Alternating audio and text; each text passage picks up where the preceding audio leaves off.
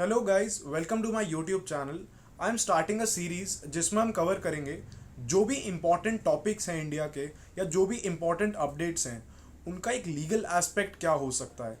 And इस series में हमारा एम रहेगा कि हम इन डेप्थ जाकर एक लीगल एनालिसिस करें, एक लीगल लेंस से हम चीज़ों को देखें ताकि हम थोड़ा इंटेलेक्चुअली चीज़ों को समझ सकें एंड इन जनरल एक आइडिया ले सकें कि इंडिया का लॉ किस तरीके से वर्क करता है। ये स्पेसिफिकली सीरीज लॉ स्टूडेंट्स और लॉयर्स को बेनिफिट कर सकती है, बट इसे एक ऐसा कॉमन मैन भी देख सकता है जो लॉ में इंटरेस्ट रखता हो या फिर चीज़ों को इन डेप्थ जानने की एक इच्छा रखता हो। अगर आप उनमें से एक हैं जो चीज़ों को इन डेप्थ एक्सप्लोर करना पसंद करते हैं और सिर्फ हेडलाइंस पे बिलीव करने में नहीं मानते, तो आप सब्सक्राइब कर सकते हैं और ऐसी आने वाली और वीडियोस को भी फॉलो कर सकते हैं। तो इस वीडियो का स्पेसिफिक पर्पस है एक एस्पेक्ट कवर करना जो अभी रिसेंटली बहुत ट्रेंडिंग है, रिलेटेड टू ध्रुव राठी। ध्रुव राठी पर आपने सुना होगा कि एक डिफेमेशन केस फाइल कर दिया है एक बीजेपी के पॉलिटिशियन ने। तो अभी हम इस वीडियो में उसी को कवर करेंगे इन डेप्थ कि क्या हुआ, कैसे हुआ और फाइनली जो भी लीगल प्रोविजंस हैं उसके आसपास कि क्या चीज़ें एप्लीकेबल हैं उस पर्टिकुलर केस में, हम समझेंगे। तो हम सबसे पहले शुरुआत करते हैं फैक्ट्स ऑफ द केस से कि एग्जैक्टली ये चीज़ें शुरू कहाँ से होती हैं। तो इनका ओरिजिन होता है एल्विश यादव नाम के एक यूट्यूबर की एक वीडियो से, जो एक वीडियो बनाता है जिसमें वो ध्रुव राठी के ऊपर मल्टीपल एलिगेशंस लगाता है और कई चीज़ें बोलता है और उसको कई लोगों से कनेक्ट करने की कोशिश भी करता है और अल्टीमेटली एक नेगेटिव इमेज बनाने की ध्रुव राठी की कोशिश करता है। तो उसके जवाब में फाइनली एक ध्रुव राठी भी वीडियो बनाता है उसको काउंटर करते हुए,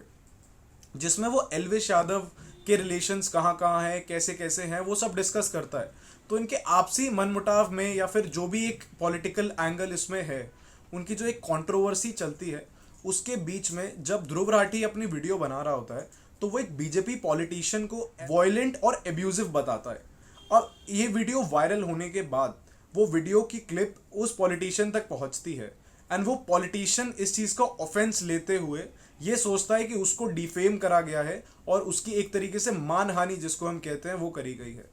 एंड अपनी रेपुटेशन का ध्यान रखते हुए वो पॉलिटिशियन दिल्ली के साकेत कोर्ट में एक सिविल डिफेमेशन का केस फाइल करता है, जिसमें वो एलिज करता है कि ध्रुव राठी के वीडियो जिसमें उसने उसको वायलेंट और एब्यूजिव बताया है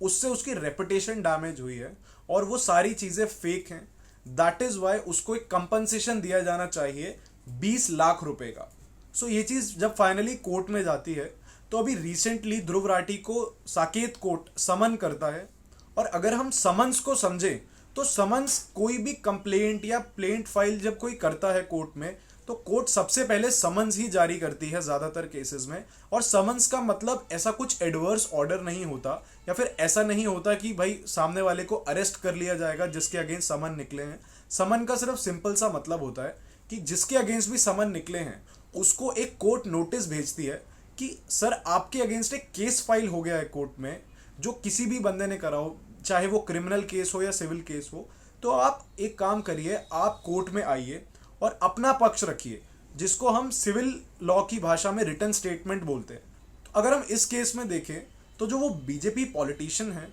उन्होंने एक प्लेंट फाइल करी है दिल्ली के साकेत कोर्ट में, जिसमें उन्होंने 20 लाख की कंपनसेशन क्लेम करी है ध्रुव राठी से। तो जब वो केस कोर्ट के सामने आता है तो कोर्ट सबसे पहले समन्स जारी करता है और वही समन्स 20 जुलाई 2024 की हियरिंग में ध्रुव राठी के अगेंस्ट जारी कर दी है, जिसका मतलब सिर्फ इतना सा है कि कोर्ट ने ये डायरेक्शन दी है कि ध्रुव राठी कोर्ट में आए अपने वकील के साथ या फिर वो खुद भी आ सकते हैं, अपनी रिटन स्टेटमेंट लेके आए, यानी कि उनका जवाब जो भी चीज़ें प्लेंट में क्लेम करी हैं उस बीजेपी पॉलिटिशियन ने कि मेरी रेपुटेशन डैमेज हुई है तो मुझे 20 लाख मिलना चाहिए, उस पर ध्रुव राठी का क्या कहना है वो चीज़ वो कोर्ट में आकर प्रेजेंट करें, ताकि कोर्ट एक फाइनल कंक्लूजन तक यानी कि जजमेंट तक पहुंच पाए और कोर्ट ये डिसाइड कर पाए कि क्या एक्चुअल में डिफेमेशन हुआ भी है या नहीं हुआ, यानी कि ध्रुव राठी को 20 लाख देने हैं या नहीं देने। और कोर्ट ने अगली तारीख रखी है 6 अगस्त को, यानी कि 6 अगस्त को ध्रुव राठी को साकेत कोर्ट में जाना है और अपना पार्ट वहां पर रखना है कि क्या वो मानता है ये चीज़ कि उसने डिफेम करा है या नहीं करा, या जो भी वो स्टेप्स लेना चाहता है अपने लीगल रिकोर्स के लिए वो ले सकता है।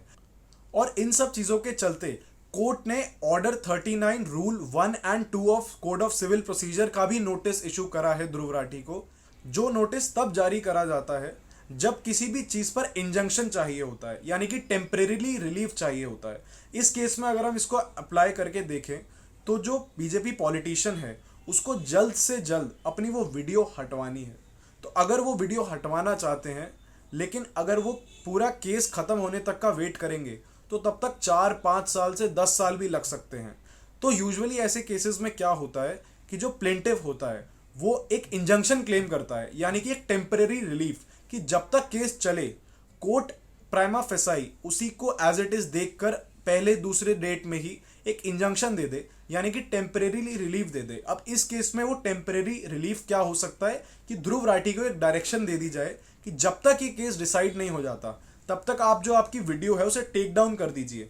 तो ये तो सारा था फैक्ट्स जो भी अभी तक हुआ है, जो भी अभी तक डेवलपमेंट्स हैं और क्यों हुआ है बेसिकली। अभी हम समझते हैं कि एक्चुअल में डिफेमेशन का लॉ क्या है इंडिया में। देखो, डिफेमेशन एक ऐसी चीज है जिसमें अगर कोई व्यक्ति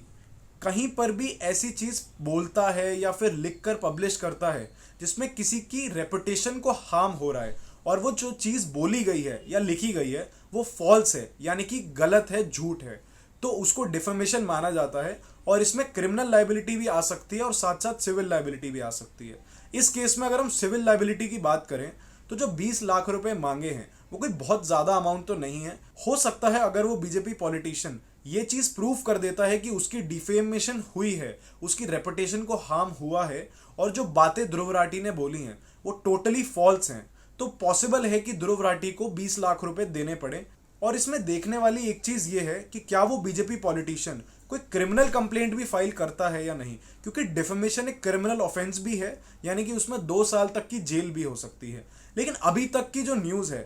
अभी तक के जो ऑर्डर्स अवेलेबल हैं उसके अकॉर्डिंग तो सिर्फ एक सिविल केस फाइल करा गया है, जिसमें अगर मान के चलते हैं कि ध्रुव राठी की साइड में फेवरेबल जजमेंट नहीं भी आता तो भी ध्रुव राठी को मैक्सिमम लॉस जो होने वाला है वो एक मॉनेटरी लॉस है, वो भी 20 लाख रुपए का। तो अभी तक तो चीजें आई थिंक ध्रुव राठी के बहुत ज्यादा अगेंस्ट नहीं है। ध्रुव राठी ने रिसेंटली एक कमेंट भी करा है after he has received the summons. तो अभी आगे हमें 2 चीजें देखने की जरूरत है, जैसा कि मैंने बताया, एक तो क्रिमिनल केस फाइल होता है या नहीं, और दूसरा कि क्या ये सिविल केस ध्रुव राठी के अगेंस्ट जाता है या ध्रुव राठी के फेवर में जाता है। तो इन चीजों को हम आने वाली वीडियोस में कवर करेंगे। अगर कोई नई डेवलपमेंट होती है इनके केस में तो मैं डेफिनेटली एक वीडियो बनाऊंगा इस पार्ट पर भी। तब तक के लिए आप मुझे सब्सक्राइब कर लें और आने वाले जो भी टॉपिक्स पर आपको ऐसा एनालिसिस चाहिए आप वो टॉपिक कमेंट कर सकते हैं। मैं डेफिनेटली अगर पॉसिबल होगा तो उस पर भी एक वीडियो बनाऊंगा।